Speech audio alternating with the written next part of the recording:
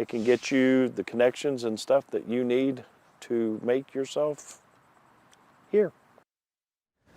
It is called the Suicide and Crisis Lifeline, and it's only 3 numbers. First told you about 988 last month, but now your student will see that number every day. WNBF's Ashley Bowles joins us in the studio now. This is actually a state law that's been in the works for a while now. Ashley. Yeah, that's right. It has been in the works for a while, Eric. It actually started in 2020, but didn't become law until July 1st of this year.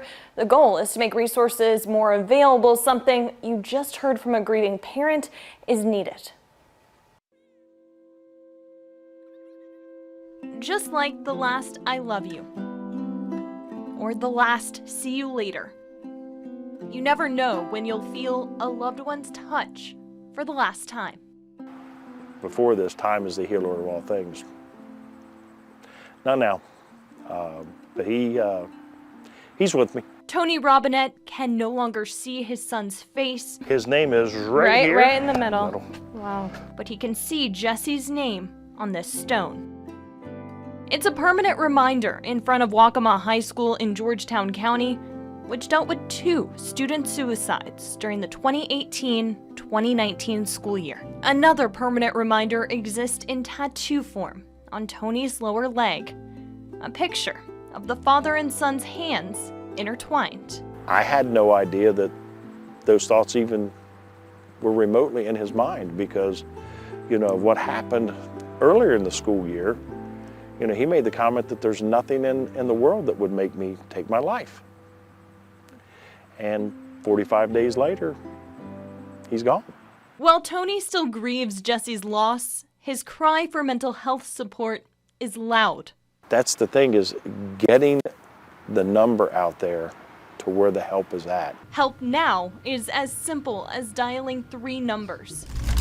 Something the Director of Counseling Services for Horry County wants every student, teacher, and parent to know. So many students are unsure of how to address their mental health concerns and are afraid to address their mental health concerns. The fear has eased slightly, though, over the last few years. Pickett believes the pandemic has played a role in helping get more resources. Before, when kids were being seen by a counselor, everybody would think that that was taboo. And now, because everyone has spent the last couple of years struggling, trying to find some sense of normalcy or new normalcy, then it's okay. And that message went all the way to the State House. This bill would require institutions of higher education and high schools on student ID cards to include the National Suicide Prevention Hotline. That was the second reading of the Student Identification Card Suicide Prevention Act on the Senate floor back in April of last year. It was signed into law in May of 2021, and it became effective last month. Any tools that we get in that toolkit are going to be helpful because, again, every situation is different, every situation is individualized, and the more resources that we have to offer to students, to parents, to those families as a whole is just going to be better. This is what the back of the digital student ID looks like for Horry County students. While every school district is required to have the suicide prevention hotline, the design is left up to each district.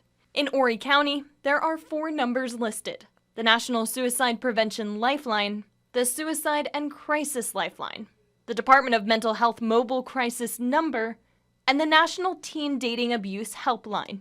All steps to encourage talking. Talking doesn't hurt anyone. It's the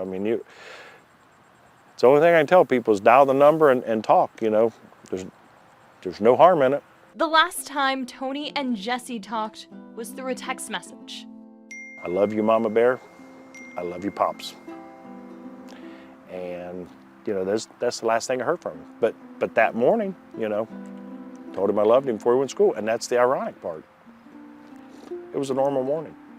It still hurts Tony to talk about Jesse, but Tony says it probably always will.